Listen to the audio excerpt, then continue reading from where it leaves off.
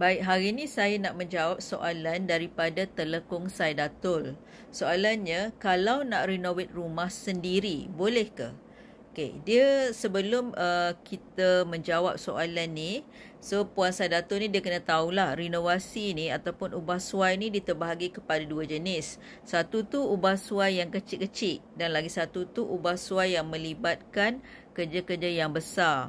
Okey, ubah suai yang kecil tu dia macam you nak mengecat rumah ataupun you nak memasang wallpaper kat rumah you ataupun you nak tukar tiles. Okey, sekiranya you mempunyai kemahiran ataupun kepakaran buat kerja-kerja ni.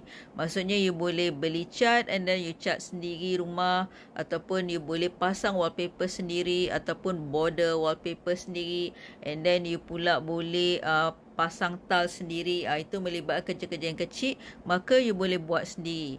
Tapi sekiranya ubah suai itu melibatkan kerja-kerja yang besar, seperti you pergi tambah tingkat rumah you, ataupun you nak besarkan ruang dapur you, ataupun you nak besarkan carport you, yang melibatkan struktur original rumah tersebut, yang ini kita kena dapatkan kebenaran dari majlis yang berhampiran.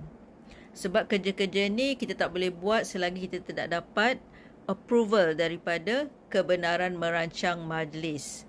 So, jadi kalau misal kata kita tak ada kemahiran untuk buat kerja-kerja tu, maka Puan Saidatul bolehlah melantik kontraktor-kontraktor binaan yang berpengalaman.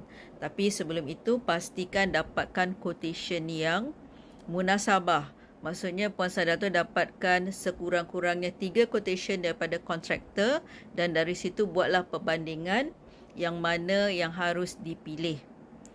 Saya rasa dan saya harap apa yang saya maklumkan ini memberi manfaat kepada Puan Saidatul untuk membuat keputusan. Dan kalau ada sesiapa yang punya permasalahan yang sama, bolehlah rujuk kepada apa yang saya beritahu tadi. Sekian.